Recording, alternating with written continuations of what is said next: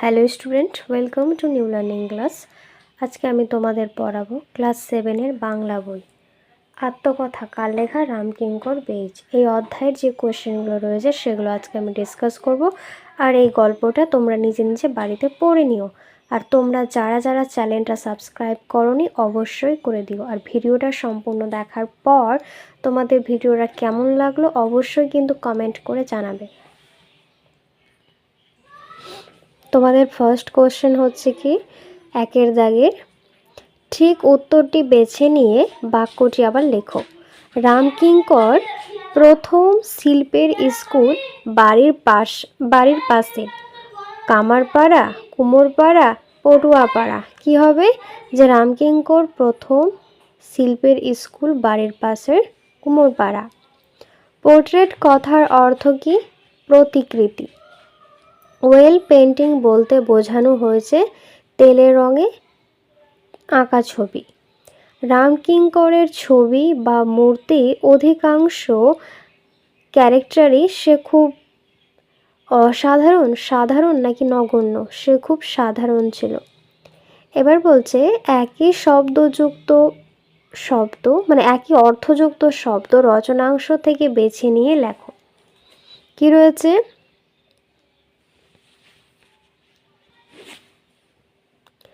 বিনা ব্যয়ে কি হবে? অবৈতনিক। অভ্যুত্থান হচ্ছে আন্দোলন। দরকার না বললেই নয়, নিপুণ হচ্ছে নিখুঁত। সম্মানীয় হচ্ছে মর্যাদাবান। তিনের দাগের বলছে বিশেষ্য থেকে বিশেষণ এবং বিশেষণ থেকে বিশেষ্য বদলাও। কি বলা হচ্ছে? সার্থক। সার্থকটা কি? সার্থক হচ্ছে বিশেষ্য। বিশেষ্যকে কি করতে হবে? বিশেষণে নিয়ে যেতে হবে এবং বিশেষণ যেটা রয়েছে সেটাকে আবার বিশেষ্যতে নিয়ে যেতে হবে। তো সার্থক থেকে কী হবে? সার্থকতা। সুন্দর, সৌন্দর্য। মূর্তি, মূর্ত। চরিত্র থেকে চরিতার্থ আর উদ্ধৃতি থেকে উদ্ধৃত। এবার কি বলছে? এবার হচ্ছে কি, চারের দাগের কোশ্চেন। একটি বাক্যে উত্তর দাও। ফার্স্ট কোশ্চেন কি রয়েছে? কি দিয়ে রামকিঙ্কর রঙের প্রয়োজন মেটাতো? রামকিঙ্কর গাছের পাতার রস, বাটা শিলের হলুদ, মেয়েদের পায়ের আলতা ও মুড়ি ভাজা খোলার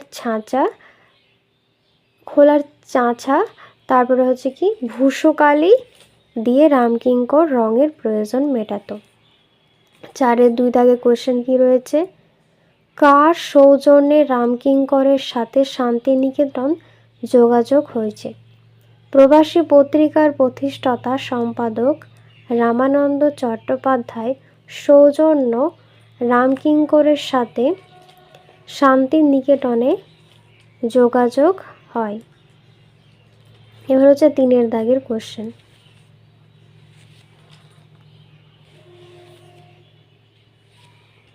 তিনের দাগের কোশ্চেন কি বলছে? শান্তিনিকেতনের আচার্য নন্দলাল বসু কাজের ক্ষেত্রে কেমন মনোভাব দেখাতেন? শান্তিনিকেতন কলা ভবনের আচার্য নন্দলাল বসু কাজের ক্ষেত্রে খুবই উদারতা দেখাতেন। বিশেষ কোনো নির্দেশ দিতেন না, প্রয়োজনে একটু আধটু বলতেন, তবে ইম্পোজ করতেন না, কাজের পূর্ণ স্বাধীনতা দিতেন। 4 নম্বর কি বলছে? নন্দলাল বসুর কাজের কোন দিকটা শিল্পী রামকিঙ্করকে বেশি প্রভাবিত করেছে? নন্দলাল বসুর কাজের সাদামাটা স্যুটটাই শিল্পী রামকিঙ্করকে বেশি প্রভাবিত করেছে।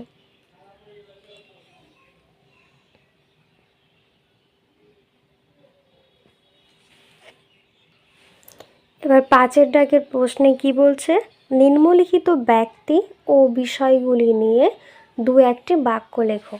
আমি এটা তোমাদের মুখে বলে দিতাম, কিন্তু অনেকের হয়তো বুঝতে প্রবলেম হতো, তাই জন্য আমি এই বই থেকে দেখিয়ে দিচ্ছি। তোমাদের যাদের আমার কথাটা বুঝতে প্রবলেম হবে ভিডিওটা থামিয়ে তোমরা খাতায় টুকে নিতে পারবে, তাই তোমাদের সুবিধার জন্যই আমি বইটা দেখাচ্ছি, মুখে বলছি না। কি বলছে এখানে? 5 দাগেরটা, 5-এরটা, নন কোঅপারেশন মুভমেন্ট। কি করতে হবে, এই বিষয় নিয়ে দু একটা বাক্য লিখতে হবে। তো কি লিখবে, 1921 খ্রিস্টাব্দে জানুয়ারি মাসে গান্ধীজি অসহযোগ আন্দোলন ডাক দেন। অগণিত মানুষ এই আন্দোলনে যোগ দেন। গান্ধীজির নেতৃত্ব হওয়া নন কোঅপারেশন মুভমেন্ট বা অসহযোগ আন্দোলন ব্রিটিশদের ভয় পাইয়ে দিয়েছে, কিন্তু এই আন্দোলনের চরিত্র ক্রমশ উগ্র হয়ে উঠলে গান্ধীজি আন্দোলন স্থগিত রাখে। তোমরা এরপরে যেটা সাবজেক্টের জন্য তোমাদের ভিডিও চাই তোমরা অবশ্যই আমাকে কমেন্ট করবে, আমি তোমাদের সুবিধা মতো সেই সাবজেক্টের ভিডিও দেওয়ার চেষ্টা করব, কিন্তু তোমরা অবশ্যই কমেন্ট করবে। আর ভিডিও দেখার শেষে আমাকে অবশ্যই জানাবে যে ভিডিওটা তোমাদের কতটা হেল্প হয়েছে। তারপরে হচ্ছে কি ওয়েল পেন্টিং। তেল রং দিয়ে আঁকা ছবিকে ওয়েল পেন্টিং বলে। এর বাংলা প্রতিশব্দ তৈলচিত্র। রামকিঙ্কর শান্তিনিকেতনে প্রথম অয়েল পেন্টিং শুরু করেছিলেন। আচার্য নন্দলাল বসু। কী হবে, আচার্য নন্দলাল বসু শান্তিনিকেতনের কলা ভবনের অধ্যক্ষ ছিলেন। তিনি ছিলেন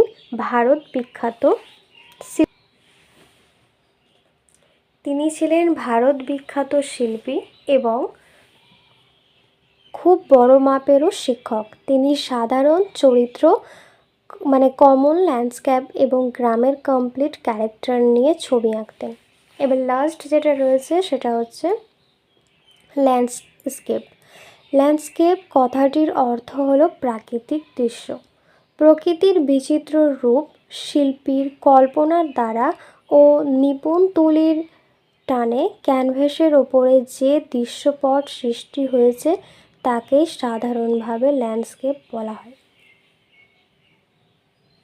6-এর একে কী বলছে, ভিজুয়াল আর্টে আমার প্রথম বর্ণপরিচয়। শিল্পী রামকিঙ্করের ছবির সঙ্গে প্রথম বর্ণপরিচয় হয়েছিল কিভাবে, তাই তো, শিল্পী রামকিঙ্করের সঙ্গে প্রথম বর্ণপরিচয় কিভাবে হয়েছিল।